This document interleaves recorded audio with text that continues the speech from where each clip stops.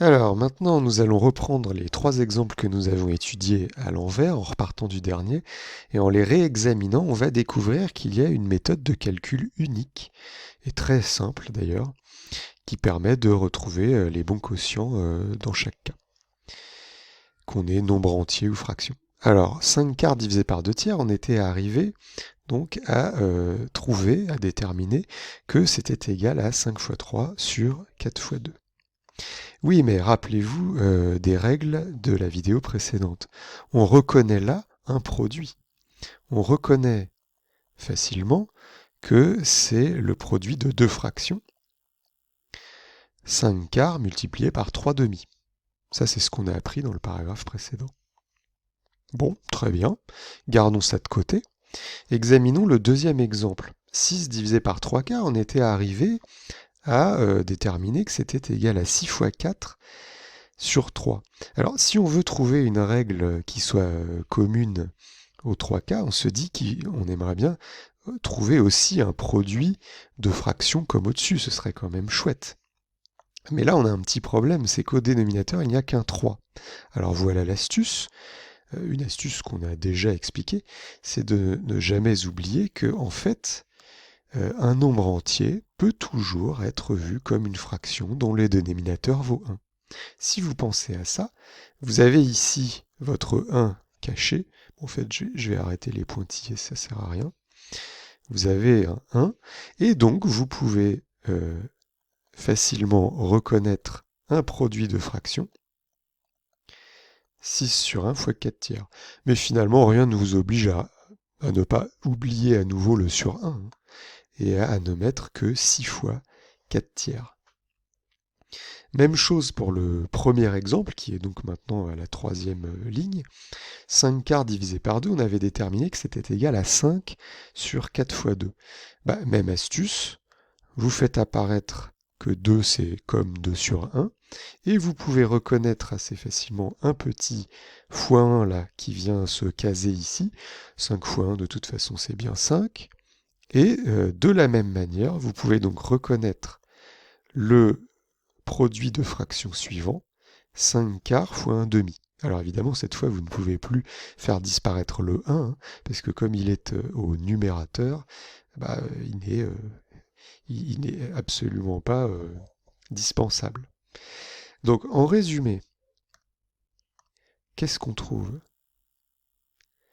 Eh bien, dans chaque cas, quand on divise par une fraction, ou d'ailleurs par un nombre entier, hein, qui peut être vu comme une fraction, on reconnaît, je vous laisse observer, hein, que ça revient tout simplement en fait à faire une multiplication.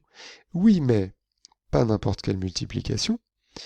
La seconde fraction, celle par laquelle on divisait, si vous observez bien, eh bien, elle a subi une modification. Ses étages, son numérateur et son dénominateur, se sont inversés. Et ben voilà la règle, tout simplement.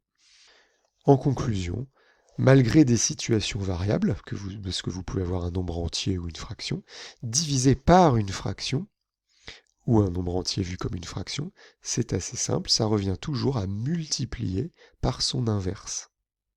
Donc ce qu'on appelle l'inverse d'une fraction, hein, je redonne un exemple, vous m'inventez n'importe quelle fraction, son inverse, c'est tout simplement le dénominateur devient le numérateur devient le dénominateur.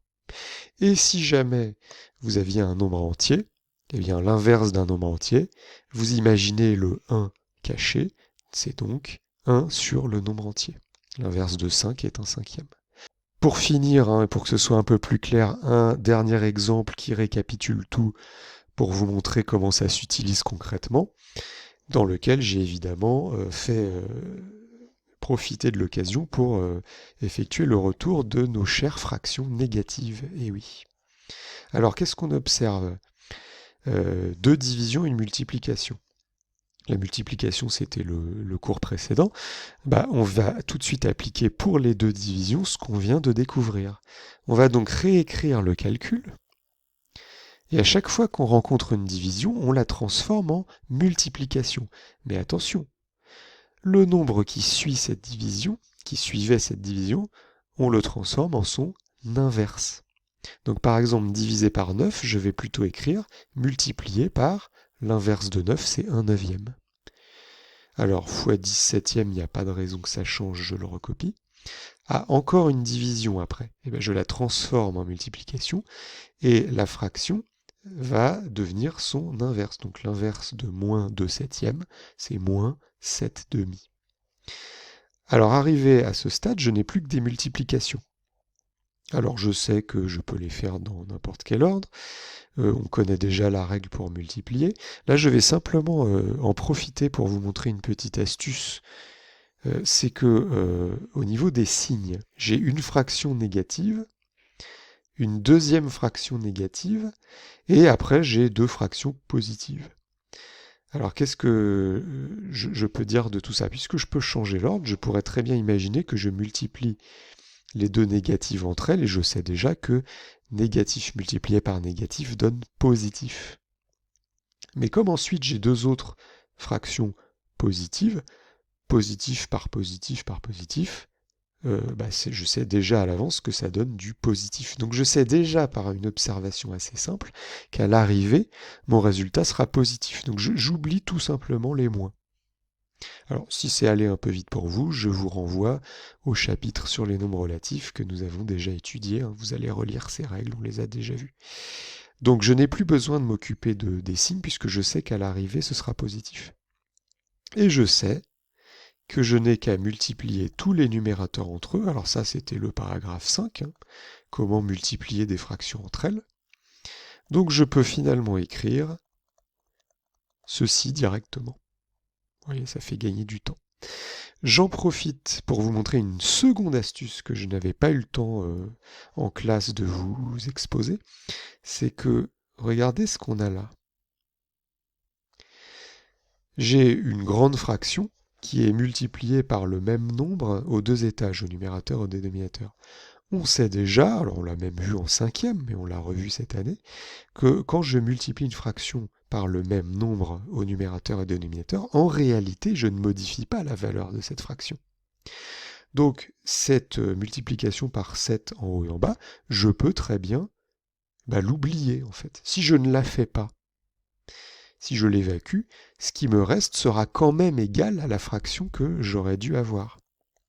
Donc, finalement, je n'ai plus que 3 fois 10, parce que le fois 1 n'a pas d'effet, sur 4 fois 9 fois 2. Ce qui me donne... Alors, je pourrais vous montrer encore d'autres astuces, mais là, ça ferait trop en une fois. Donc, si vous voyez ce qu'on aurait pu faire d'encore plus astucieux, faites-le. Si vous ne le voyez pas, c'est pas grave. Donc là, j'ai 30 sur, alors 4 fois 9, 36 fois 2, 72. Maintenant, je passe à une simplification classique. Alors, divisé par 2, par exemple. Alors, même chose, on peut aller plus vite, mais je vous montre la manière la plus sûre, on va dire, sécurisée. Puis je divise par 3 et j'obtiens finalement 5 douzièmes, qui est une fraction irréductible, et donc c'est terminé. Voilà pour cette nouvelle vidéo en deux parties finalement.